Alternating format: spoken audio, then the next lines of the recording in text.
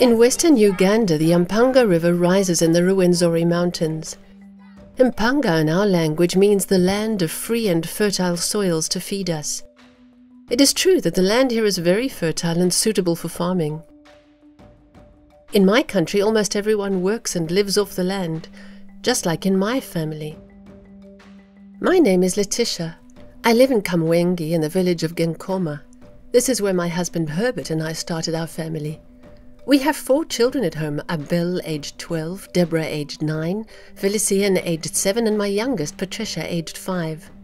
My husband also has other children living with us, Andrew, Festo, Senat, and his little Jamima, who is 2 and will soon have a little brother. So there are quite a few of us at home.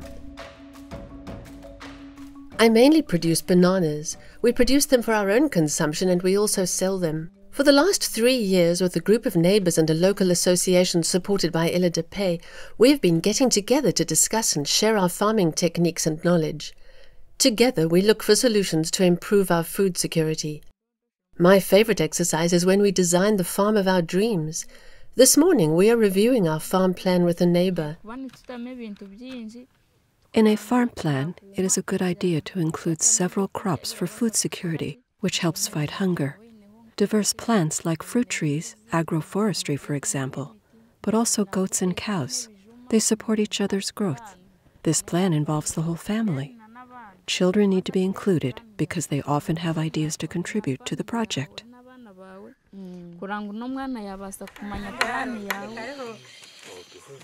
If something goes wrong, the plan can always evolve or be adjusted. You have to stay hopeful and persevere until you get it right.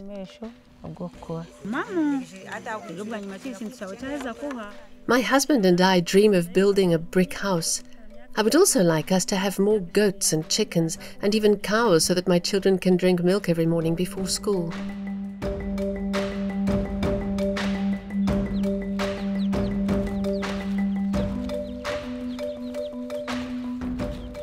A super farmer is somebody who's very intrinsically motivated, somebody who's working towards a farm that is environmentally friendly. A good example is Letitia. Letitia she's digging trenches, she's doing modern agronomic practices, she's motivated, she's willing to change, and she has a plan towards that future vision which is healthy. Agricultural diversity is basically having diverse crops and animals, and also diversity in purpose, like either having crops for food and crops for the cash. As such, the household is in a more safe, more long-living. It cannot be affected by any shocks from outside. Over the last 2 years, our farm has developed a lot thanks to the training we have received. It is amazing to see all the new things we are producing here. Maize, beans, and we now have a varied vegetable garden. Cherry tomatoes, dodo, papayas, aubergines, chickens and a little goat just a few months old. It is important to have different crops. For example, when it's not banana season, I have beans. I have vegetables from the garden all year round. It all adds up to a balanced diet and food security. Every morning, my husband and I head out to our fields to work the soil, sow, protect, feed and harvest.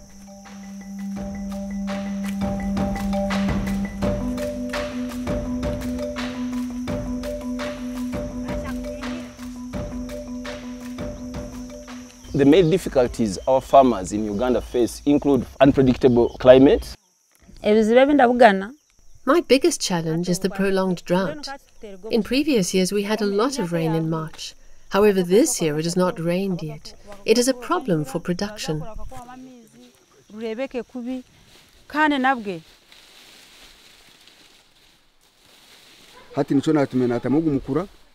I dug a trench system to improve my production. Rainwater is collected there, and the plants on either side of the trench receive the water. I went to see a neighbor to explain the problems we were having in our fields. He gave me a mixture that he makes himself. I put it on the banana trees every evening. He promised to give me the recipe for this organic concoction.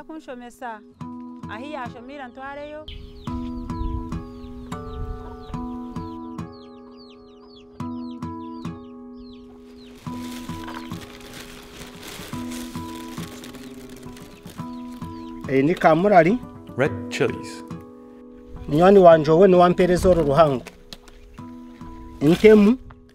A little ash.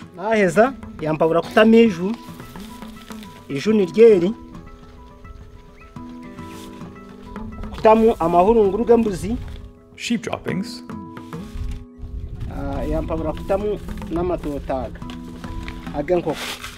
Tobacco leaves.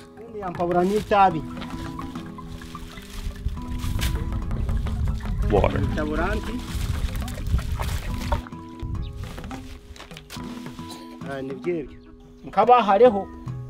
People in the village are now starting to ask me for my concoction.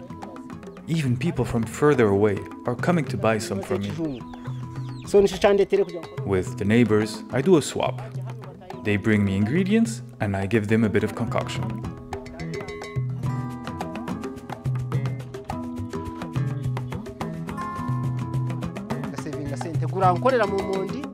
I am proud of my organic concoction because I save money by not buying chemicals. I use the mixture on my plants to control disease and keep them healthy.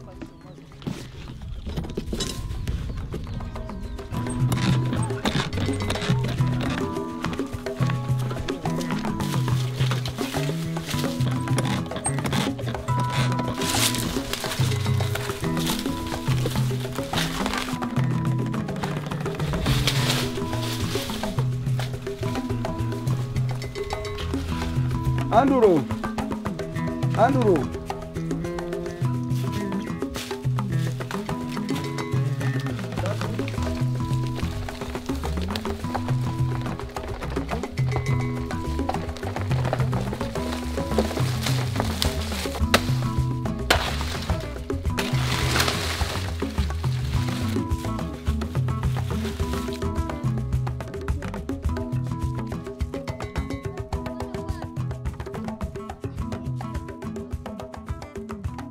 The second difficulty is that farmers have volatile markets with unreliable prices.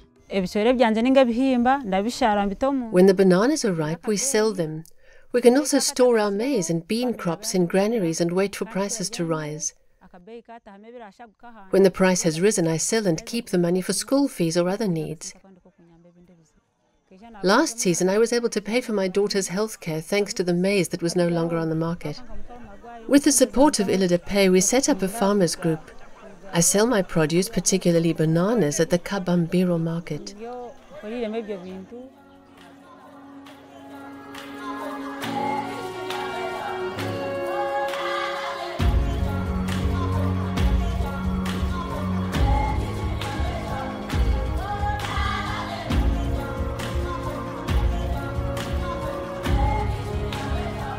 Once we have earned some money, we keep it in a savings group. Every week, each participant brings in a sum.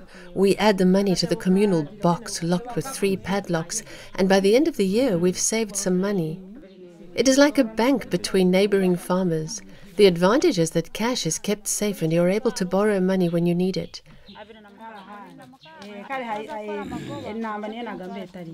At the end of the year, the money saved can be used for something important, like schooling, a piece of land, or buying an animal.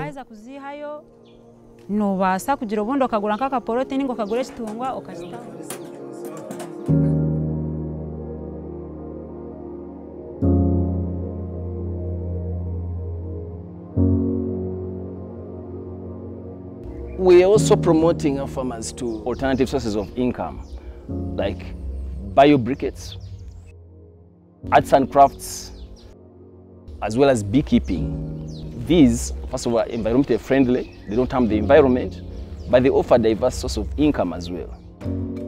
Another group in the village has learned to make bio-briquettes, which are fuel made from field waste. By transforming them into charcoal, they can be used for cooking. This avoids the need to cut wood, helps combat deforestation, and earns money.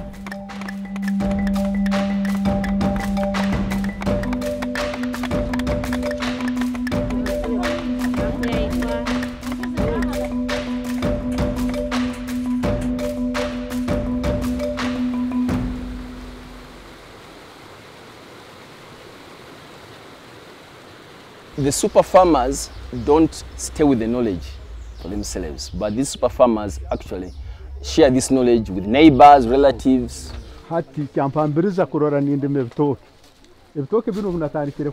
Farmers, through their own demonstration plots, encourage other farmers to come and learn on site and share the latest findings of the research they actually carried out on their own plots. I took part in an exchange day with farmers from a neighbouring region in Karangura. It was inspiring to learn about techniques other than our own. These are farmers who are motivated to change their lives, so we give them some bit of knowledge from the agroecology perspective, but also respect their indigenous knowledge.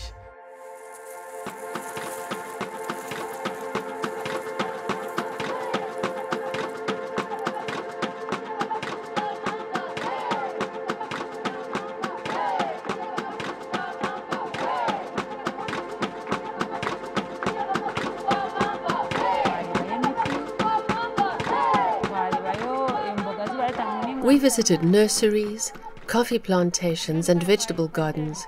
We brought back trees and learnt many things. We could incorporate them into our farm plan.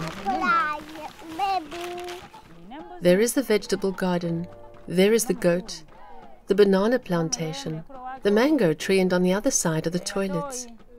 What would you like us to add? We could add the trees to the plantation so that we have firewood close to the house.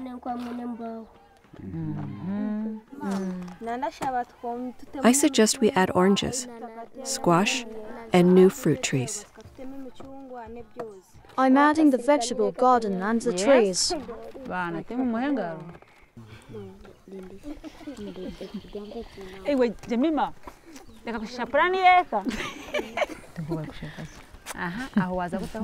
Thank you.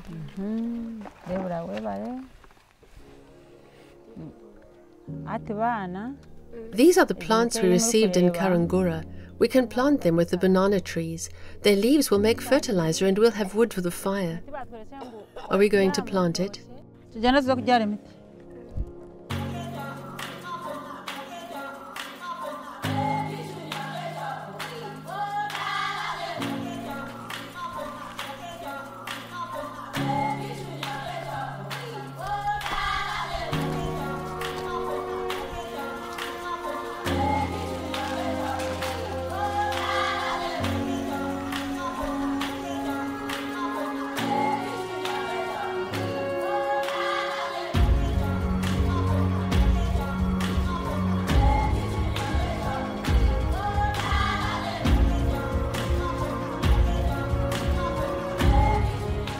Diversity and resilience are closely interlinked. One leads to the other. With diversity, you are more resilient. We are faced with climate change. We are faced with unpredictable weather all over the world. We are faced with all diseases coming up because we have destroyed the nature. Let's go back to the nature principles. Let's go back to activities that don't destroy the environment. Let's go natural.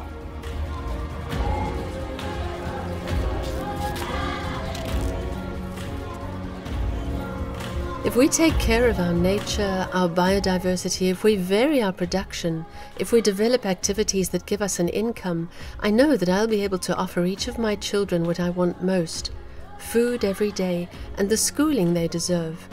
we will be stronger and able to face the climate changes to come. Who is the DJ? I am the DJ. Who is the dancer? I am the dancer.